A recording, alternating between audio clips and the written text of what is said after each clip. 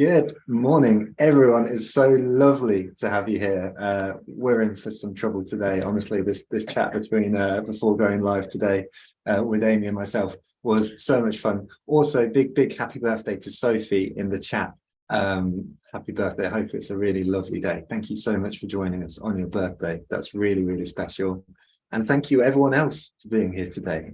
Do pop in the chat where you're watching from if you haven't already. I'm seeing some fabulous vibes already, so I know that it's going to be a great session. We've got Rakita in Australia, just Australia exclamation mark. Joe in Glasgow. We've got Erica, I think it was, in Cape Town. We've got Anna in south of France. We've got Karis, the most exotic of all, in Blackpool, and we've got Hannah in Stockport. I'm loving it. So thank you all so much for being here today. If you haven't already, then do switch your chat messages to everyone, so everyone can see your messages. The way you do that is you head to your chat feature.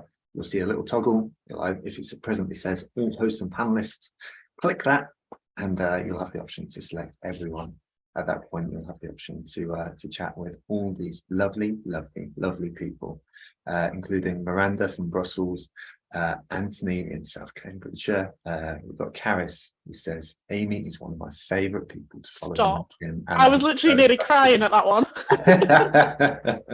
It's now part of the record. It's there forever. And so you just heard her. Today's guest is the fabulous Amy Elliott.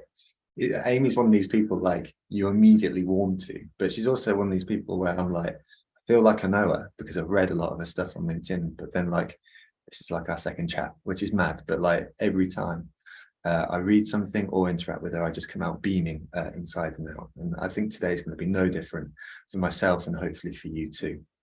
Today will function as a presentation, and then we've got Q&A. That's the bit we're really looking forward to today. So make sure to get your questions in nice and early using the Q&A function. Our featured sponsor today is Redgate Software. So the best thing I can say about Redgate, because I can say many nice things, but the best thing is that they're just a bloody lovely software company based in Cambridgeshire who have a fabulous culture, and that's no mean feat. And the reason why I'm referencing that is because right now they have some well-paid marketing roles open, which again is no small thing in today's market. So if you're looking for a fabulous marketing role, then look no further than Redgate. Also, I want to say a big thank you to our other sponsors, Storyblock, Cambridge Marketing College, Brand Recruitment and Impression. Every one of them are lovely, everyone are brilliant. We've got Alice in the chat here saying, good luck, Amy, you're gonna smash this, which is lovely. And then we've got Nicole saying, good morning, Joe, South London is calling. I love that. Honestly, it's so lovely to share this experience with you. With all that said, now's the time to get going. So Amy, it's over to you. Let's cause some very pleasant damage today. So I just want to preface everything. My laptop died yesterday, so I created these slides from my iPad, and they're rough and ready. So I was just pouring my soul into these slides. There is no graphic design qualities whatsoever, but Joe was like, you know what? Let's share them. So I'm going to share my slides with you that were intended just to be notes, but just for the visual learners out there. That's why these look crap.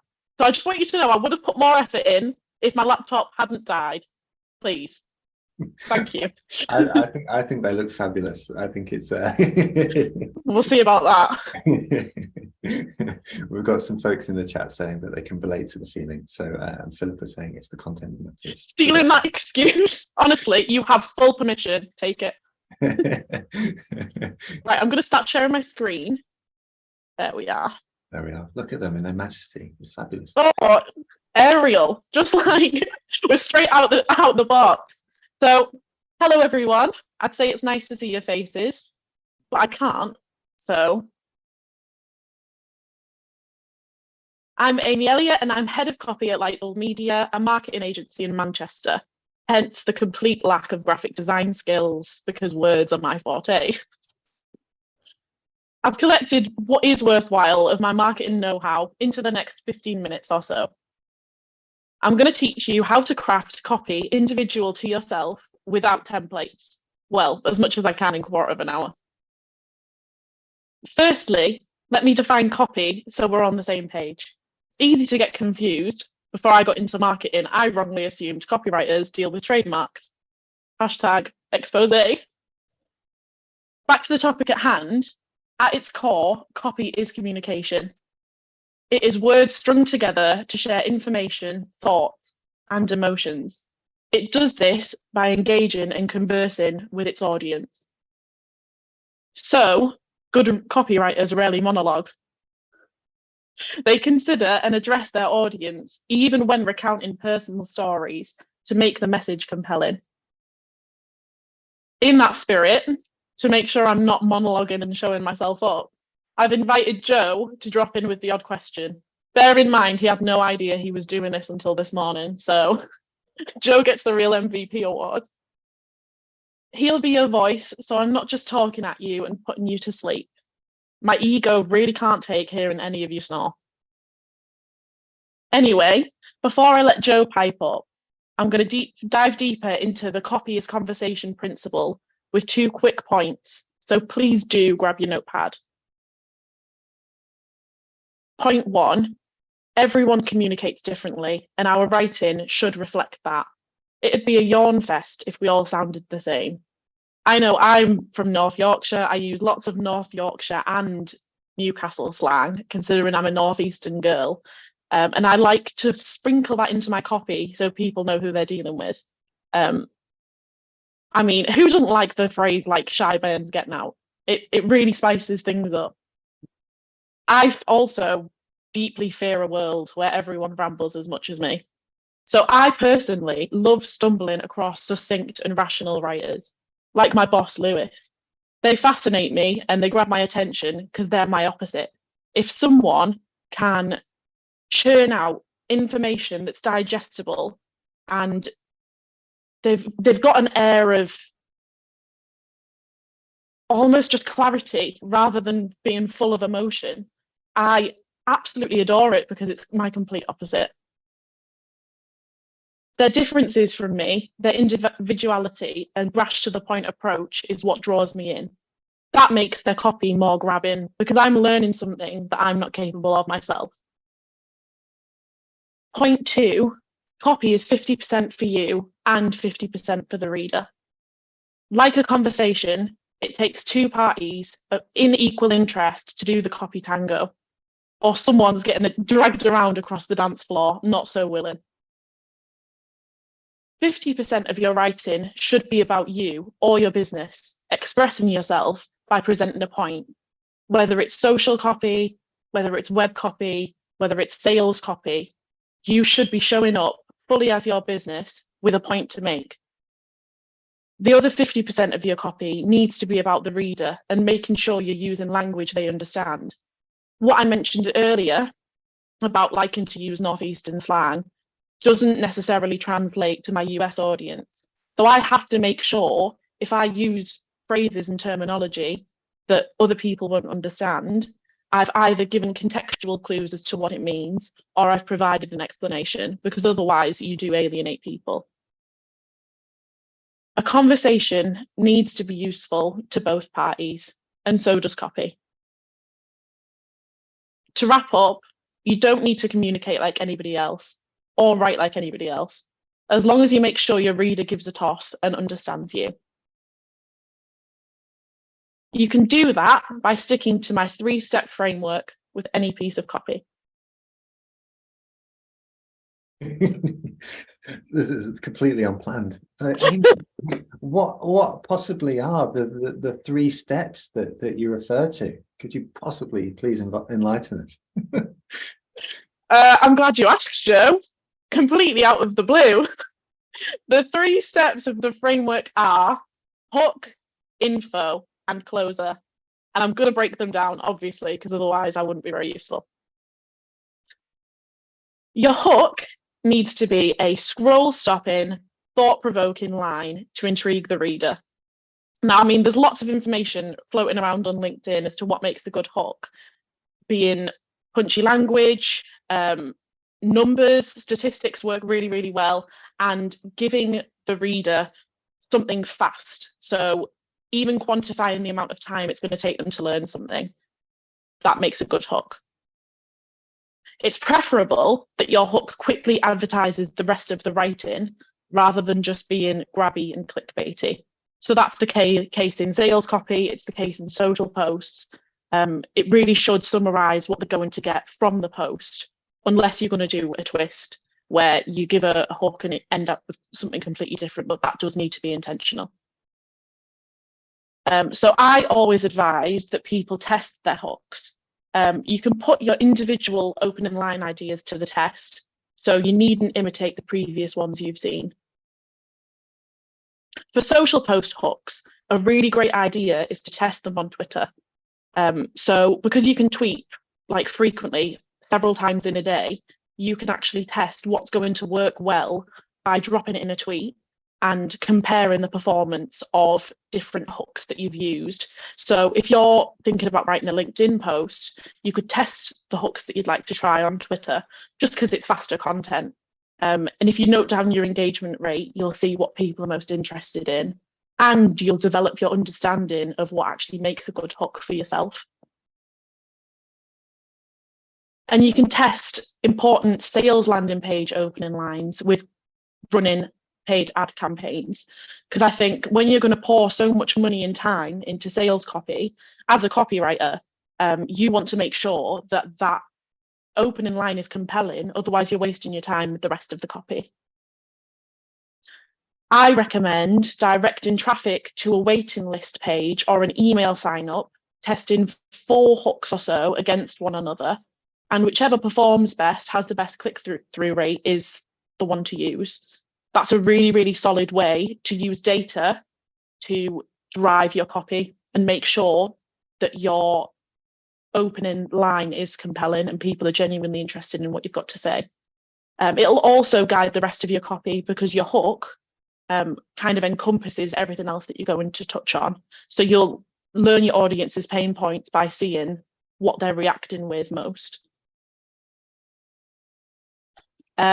Secondly, you've got information. So after your hook, you've got information. And this is the meat of the writing, where you can have the most fun flaunting your personality. I know this is where I like to get a little bit daft. It's so much fun. It should explore the topic that you've presented in your hook while giving the reader something to walk away with. So something that I think is really important in social copy is, as you're writing, actually thinking, what is the reader going to take away from this? Because they're investing their time. So while you think, oh, I want to stop someone's scroll, you actually have to give them something in return for that time. Otherwise they feel cheated, and that sours your relationship. You can give your reader free advice, useful resources, a smile, or a reason to buy a product. You can speak to their pain points. It doesn't have to be anything big. It could just be inspiration. It could be the opportunity to get to know you better if you tell your story. So it doesn't always have to be free advice. It can literally just be conversation, good vibes like Joe brings. As long as you give something relevant to the hook, they won't feel like their time has been wasted.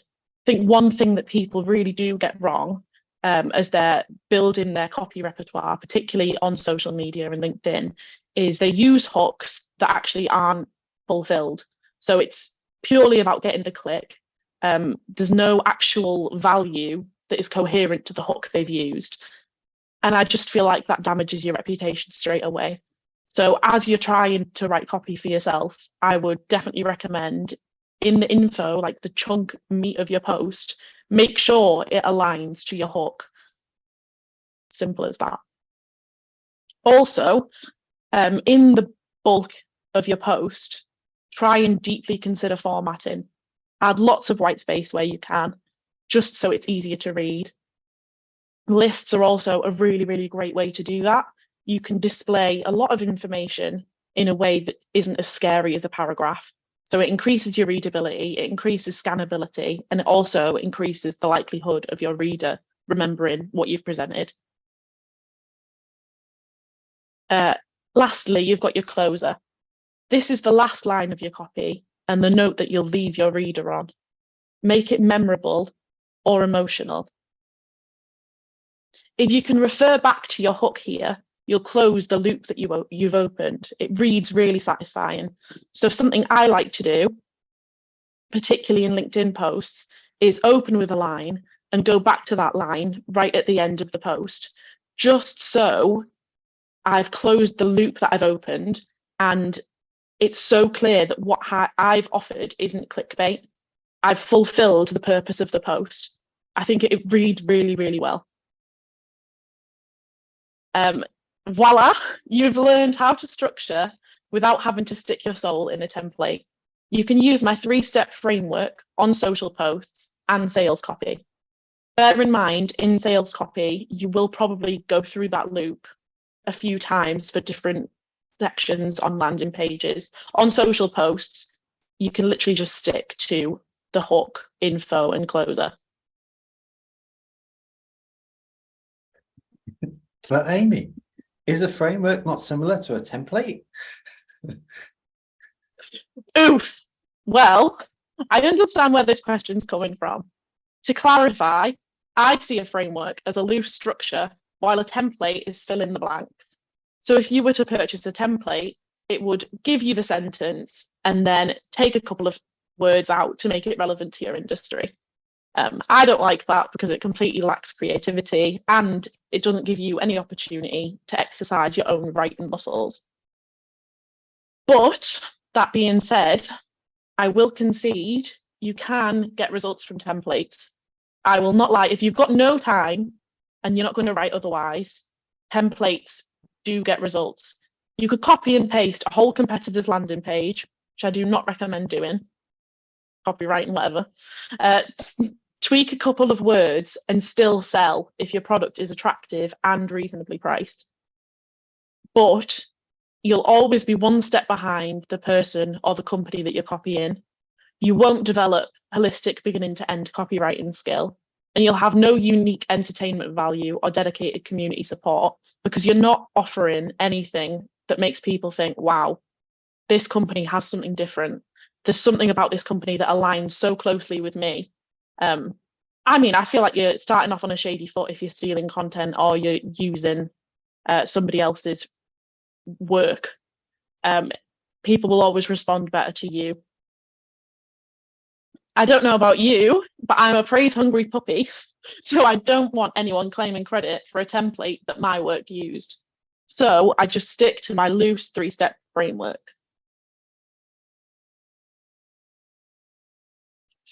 Oh God, I didn't get the unmute quick enough. Is it that simple? 3 steps and we're done now? Oh, this is making me giggle so much. Oh, no.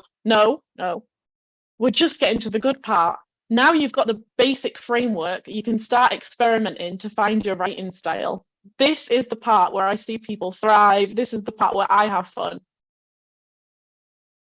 If we rewind back to number 2 in my framework, which is the info, the meaty section of your copy, you've got space to arrange hundreds of words. I can't manage to cover everything that you can include in there right now, but I can introduce you to a handful of my favourite literary devices to play with and explain what effect they have.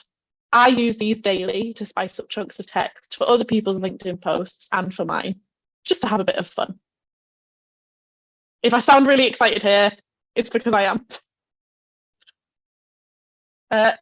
One of my favourites is alliteration. So consecutive words starting with the same letter.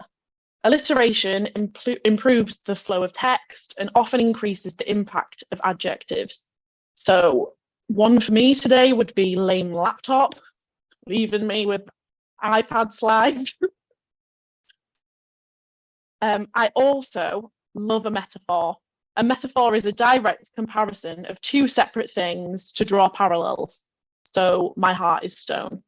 It inspires vivid mental imagery, so text is more compelling, and it paints a picture in your reader's mind as they're scrolling through.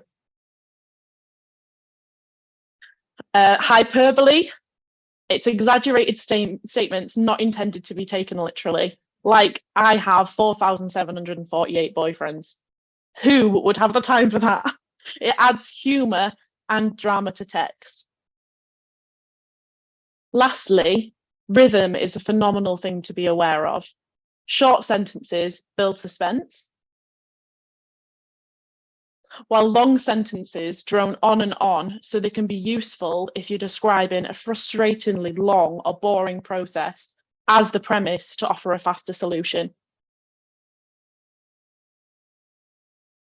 If you're sick of me, I will leave the GCSE English there. I was definitely that person like at the front of class who was just so excited to analyse poetry. So you have my full permission to go crazy trying these devices out on social posts. And if anybody has a problem with it, you can point them to me. Because as a copywriter, I have a thesaurus for a brain and it comes in handy during an argument. To recap, copy is communication. We all talk differently, and it's good, and it should translate to writing. The 3-step framework is the outline to write unique copy that readers care about. And you can experiment with literary devices, rhythm, and length to spice up the bulk of your text and improve your storytelling techniques. It's Q&A time.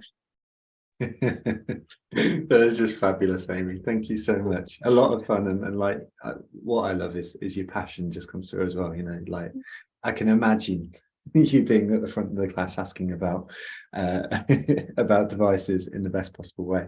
We've got Tia saying 2 of the questions with the E, and the lovely Joe Royce saying love this, the power of personality and authenticity. And Alicia will pick up on the last one saying, honestly, this type of presenting is way more fun than any PowerPoint would have been able to be. So I nailed it. Great job. Thank you so much. Let's do exactly as Tia said and go to the questions with thee.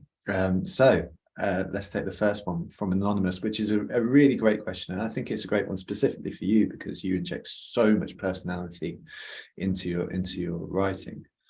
So the question is, how do you get the balance right between formality and informality when you're writing copy for a B2B business?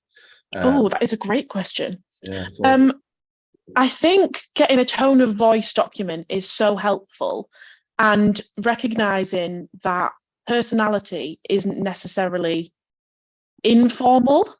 I would recommend against using slang, but almost identifying what the heartbeat of the business is and what they care about.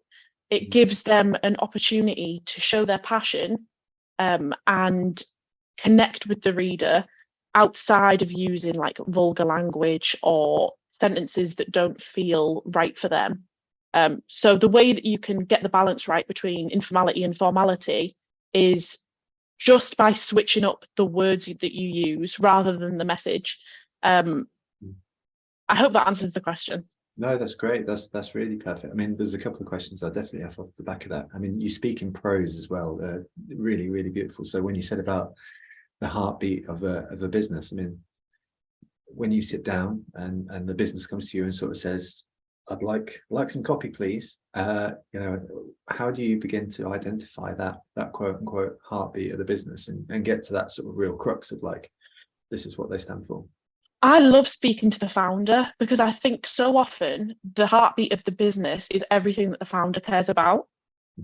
So I know when I spoke to Lewis, my boss, for the first time, I completely understood what my company was about, and it really resonated with me. So knowing how much I cared about Lewis, and Lewis clearly cared about his job, and marketing on the whole and doing it better and being honest with it, immediately I could see that Lightbulb was going to be the same, because all of that trickles down. So if you can grab a hold of a founder and get them to talk about everything they're most passionate about, instantly you've got insight to the heartbeat of the business. I love that. And presumably the same would also go, I'm thinking in other case scenarios, like would the same apply for employees of the business? Would you just go around interviewing a series of them or whatever, you know, just... I suppose anybody who's most relevant. So a sales team could be really, really useful for sales copy because they can actually give you the objections they're hearing most if they're cold calling.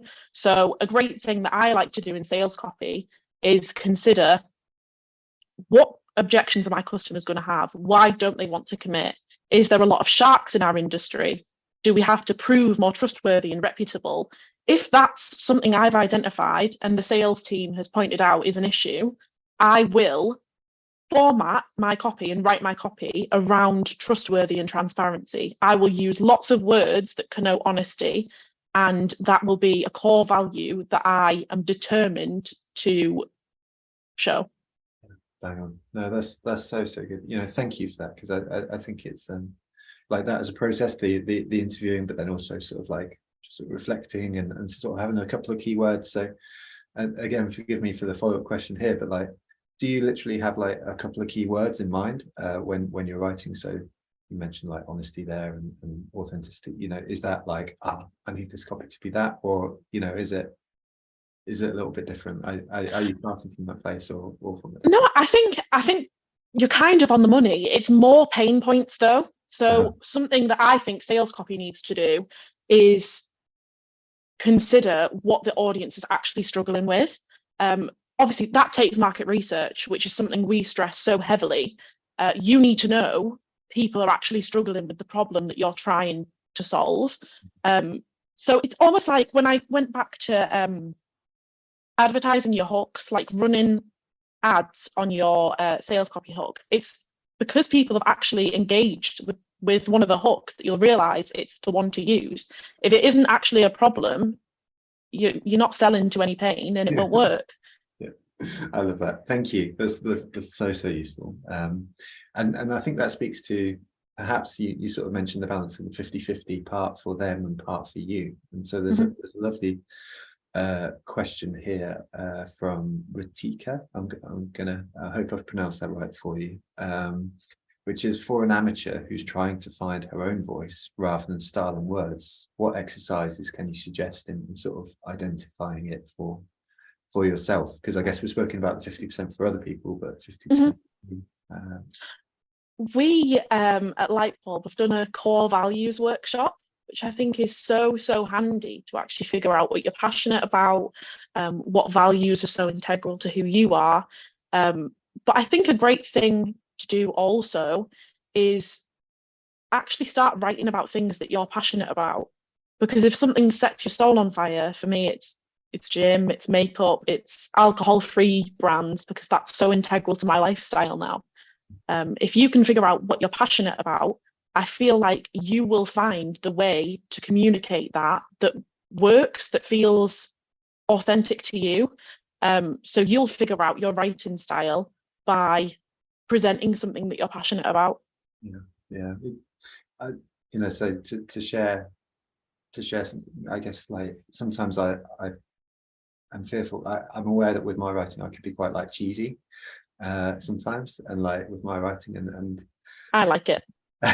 Well, thank you. But I think it's a difficult thing, particularly when you're starting out, right, where you're trying to express yourself, but you worry what people will think as a result, and it's an expression of yourself which you're putting out into public.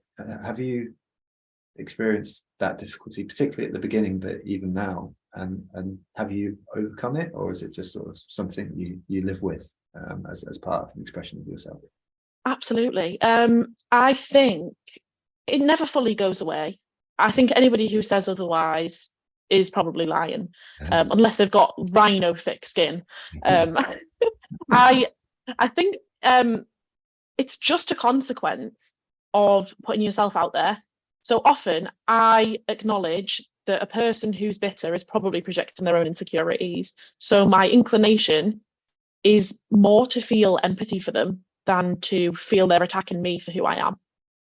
Yeah, no, bang on. Thank you. I think you're right. That's a lovely way of doing it. It's sometimes easier said than done, but I think particularly at the beginning, as the question was speaking to, like, it's okay to sort of not know what you know what you're doing. We've got James in the chat saying you're wise beyond your years. Would you believe I'm only 23? Oh, you're smashing it. You're doing such a good job. Honestly, seriously, you're doing a great job. You don't need my validation, but it's endlessly impressive. Let's go to I think you're making people You're not old, Catherine. I'm sorry. So let's go to Simon, because you mentioned SEO strategies as part of the talk. Simon says, when you think about SEO strategies, some talk about writing with SEO structure in mind, i.e. to get higher rankings. When do you do your SEO bit? And do you have it in mind when you're writing? So I used to have a content marketing job in an SEO agency, and keywords and the research was an integral part of that. But Google's getting smarter. So what it actually wants is really, really informative content that generates a lot of views. So backlinks are really, really important. But in terms of actually putting keywords into text, we're past stuffing. It doesn't work anymore.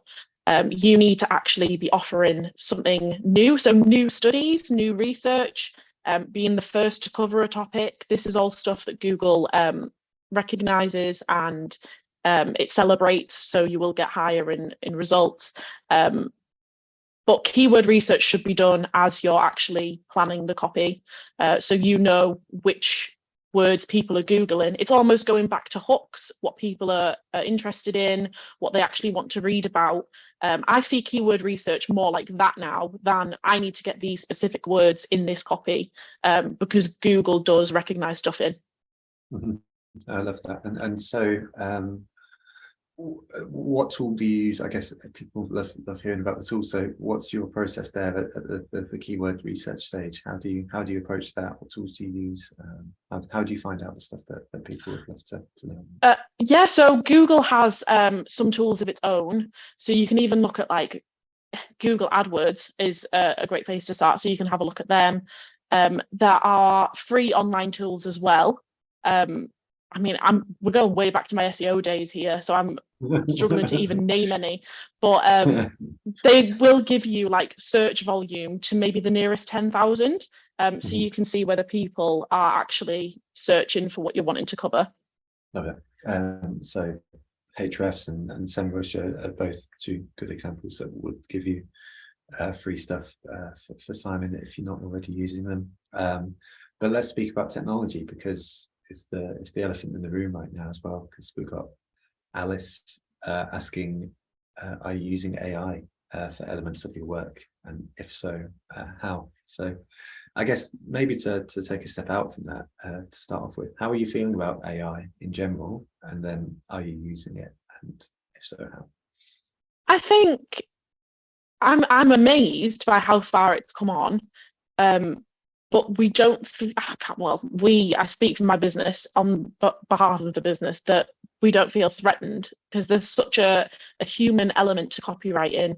Even with AI generated copy, there needs to be like human fact checkers. Humans could make it better by making it human and more relatable, adding even like pop culture references and stories. So little mini anecdotes that AI can't write for itself, that are specific to us and who we are.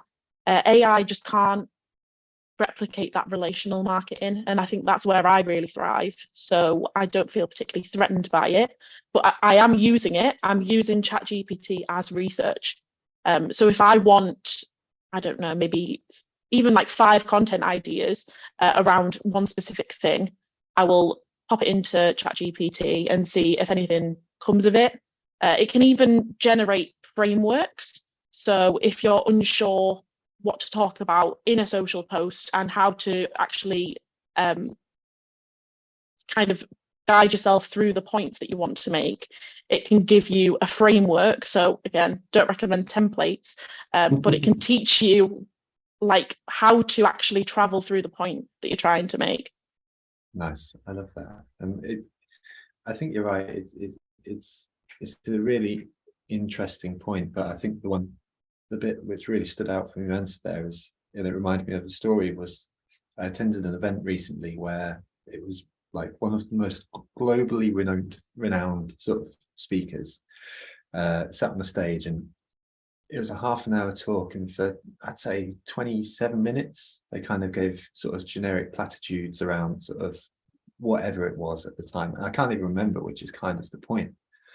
But for about 3 minutes, and I think they did it over 2 1.5 minute stories, they just sort of sat there and shared something which nobody else could say. You know, they shared a bit of experience, a bit of something that happened to them, which was like, you know, completely unreplicable. And that was the bit that stood out. Those were the two shining moments in the talk.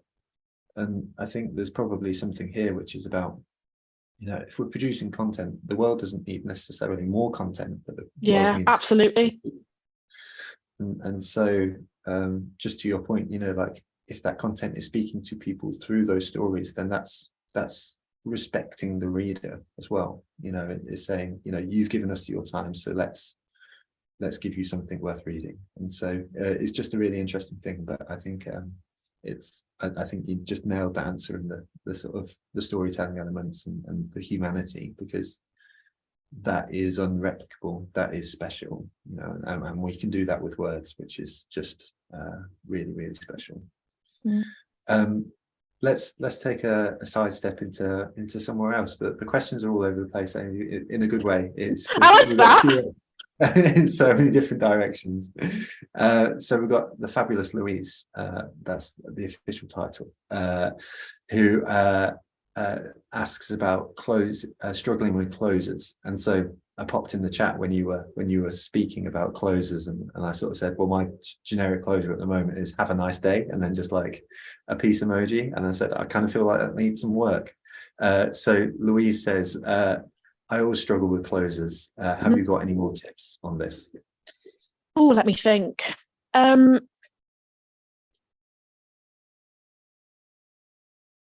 It's so broad. I don't know what specific advice to give. I do think, as I say, referring back to the hook, actually explaining why this information is valuable to someone really succinctly is great. It can be as simple as wishing people a good day. I don't think that's the worst thing in the world. But like, if you look at your copy, what message do you want people to take away from it? How do you want them to feel? Like, what is it supposed to have achieved? Because I think that's a great thing to reiterate right at the end. If you want people to feel angry about something, or you want them to feel inspired by something, I feel like that's the sentence you need to leave on. That's the note that we finish. You stress the message and the emotion of the post with that last line. I love that. That's really fabulous. I haven't heard anyone verbalize it that way before, but that's really, really helpful. So thank you. That's a really great answer. So nailed it. Yeah, that's really, really perfect.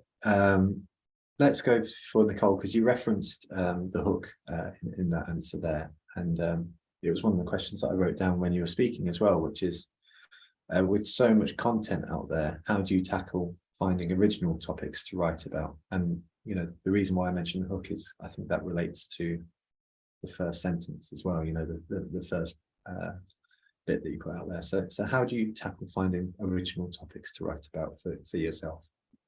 I think personal experience is the greatest place to start, because in terms of information, as we've literally just discovered, it's all already out there.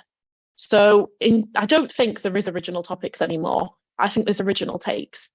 And I think adding your own personal experience to that, what it means to you, how it's affected you, how it's impacted you, and giving people an opportunity to connect with that, that's where the original content comes. Oh, bang on. There's the quote. I know that James is watching in, who's clipping up our videos for us, and there are no original topics, there are original takes. What a great quote. That's fabulous. Thank you. That's really great. And starting from that perspective of humanity is lovely. It's really... James is on it. It's already so good. Cool. Let's go to the next one. We're banging through these, but in a really, really good and useful way. You said at the beginning there about being wordy with your writing, but I think something you do very well with your answers is you're very succinct and useful. So thank you. That's I'm gonna cry. Don't cry. Otherwise we'll edit that into a clip too, and that'll be ugly crying. That'll be a gift somewhere. Yeah. So let's take the next question at the top. And folks, if you've got any questions that you really love in the Q&A that still will remain, give them a thumbs up and we'll make sure we prioritize asking those. How do you stay authentic when writing and not become a robot / professional version, which is not like you? The question continues, I think when my imposter syndrome flares up, I steer away from who I actually am. Any advice? Oh, I completely understand that. I think that's part of why I advise against templates, is because you really need to find out what you want to talk about, what you're comfortable sharing, and the approach that is right for you. And somebody else passing that to you, it just doesn't work. And it's a process. So the first time you do it, it will be so scary. But I think the posts that I've been most nervous about posting, sharing my failure, sharing things that people could poke fun at me for, they've achieved the most. So I've got the most DMs from people. They've really inspired people, and the vulnerability has given them an opportunity to be vulnerable too. So the posts that I've been most nervous about are actually the posts that I love the most. And there's definitely something to be said about that, and how vulnerability is actually where your best content comes out. So that imposter syndrome, you just kind of have to tell it to shut up and work at it, and don't let it talk you down. Yeah, it's tricky but true. I guess those are the places that the most raw emotions are, one way or another, right? And so it's, if you're doing it from that place, then presumably it's going to resonate with other people. One of the And things, that's powerful. It's so powerful. There was a quote from Nike, which is the thing that they do really well is that they lean into the tension, and they were speaking about it with sort of world events and stuff like that with their advertising. But I think it speaks on a more personal level as well, which is lean into your personal tension if you, and it needs a caveat of if you feel comfortable to. But that's probably where you're going to find some really wonderful things. How do you, on that thought, sometimes I find it tricky on LinkedIn that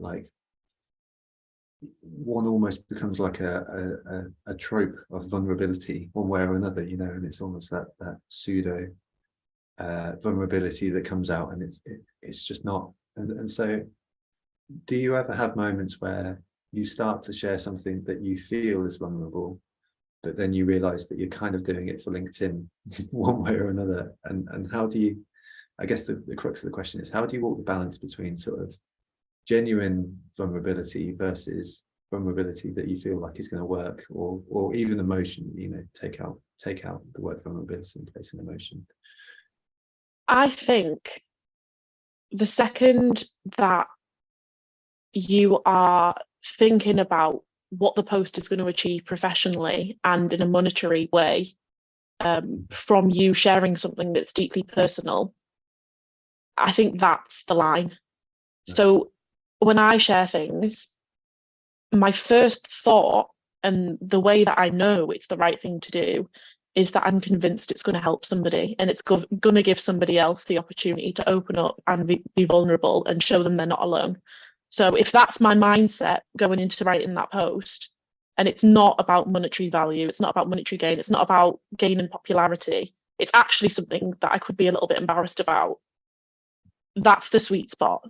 I wouldn't allow myself to get into a cycle of abusing who I am as a human to try and get attention from other people, that's going to benefit me professionally. And I think that's what's tough about LinkedIn, is the fact that it is a professional platform, and ultimately I have gained from my vulnerability, but that was not the purpose.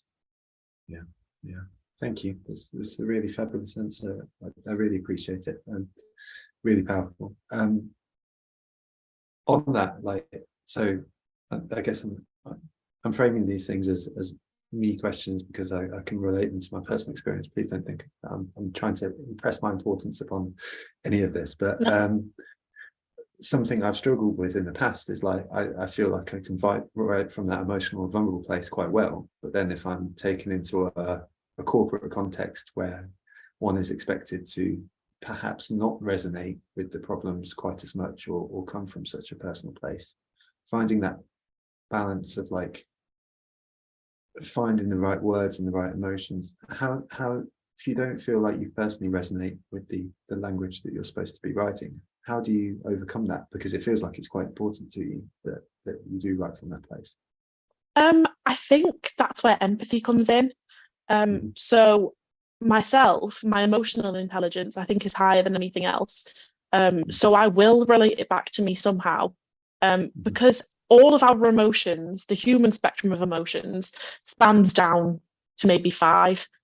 So while I can't put myself in that specific situation, there is something I have felt that I identify is probably similar to how the readers feel or the company feels and wants to express. So I can draw inspiration from that well, rather than needing to resonate with that specific situation. That's perfect. That's so perfect. I think that's a really lovely answer. I'll refer to James's comment earlier, wise beyond your years, but it's great.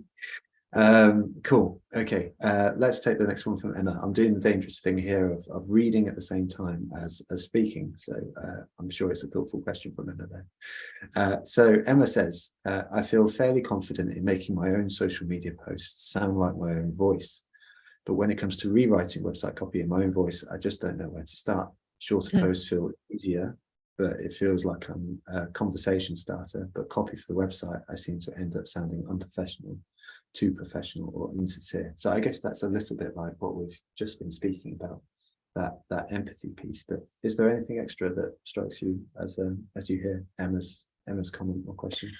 I think one of the best things you can do is break down that copy into sections. So take my 3-step framework approach to every new paragraph, and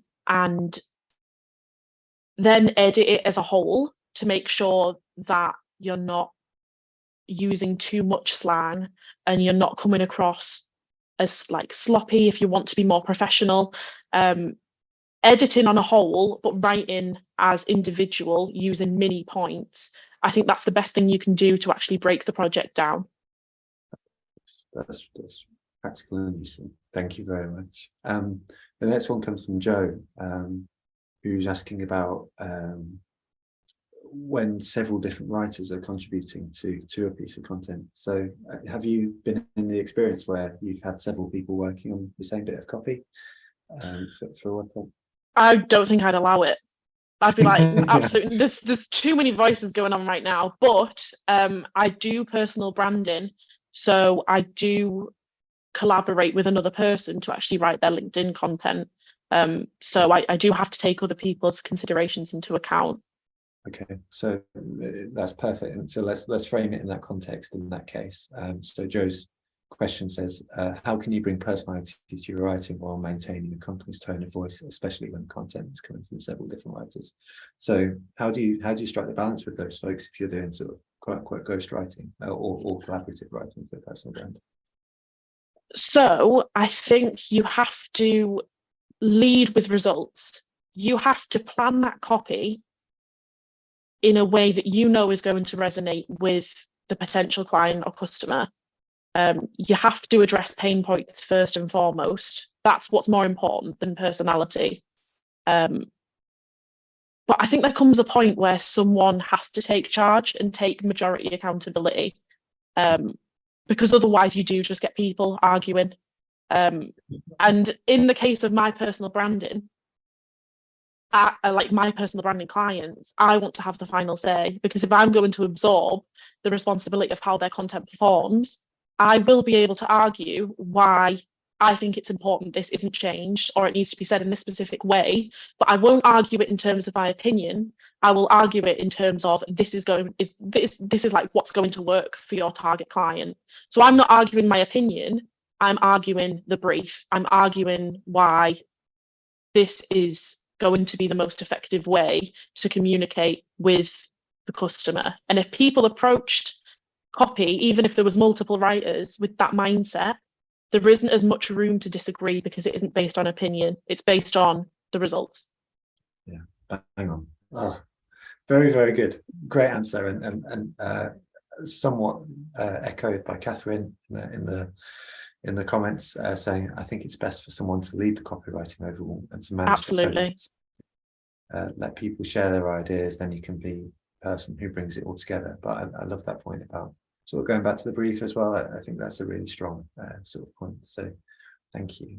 There are some open questions, but so far as I can tell from reading through them, then there are questions that we've hopefully covered elsewhere. So I don't feel like we should go over them. So Amy, like, you've just been the dream. You've been so articulate and fabulous. So thank you very much. Like, sincerely, like, you've given some really brilliant advice today and shared some really fabulous opinions. So thank you very much. It's really, really appreciated. We've got Caleb in the chat saying, go on. I'm seeing Caleb later. We're going for lunch, so we're going to have a little celebratory time. So you should. So you bloody well should. And so I think with that, we'll bring things to a close. So thank you, everyone, today for contributing as you have. And thank you, Amy, for just being brilliant. You brought through so much personality in such a brilliant way. Hopefully you can see the chats coming through right now from folks singing your praises. So with all that said, we'll be back next Tuesday, so we hope to see you there. Please do say thank you to Redgate Software and do check out their career opportunities should you would like to. And with all that said, thank you everyone for the abundance of thanks coming our way, but also I just hope you had a really lovely day. So take care everyone, and thanks very much, Amy. Appreciate you. Thank you.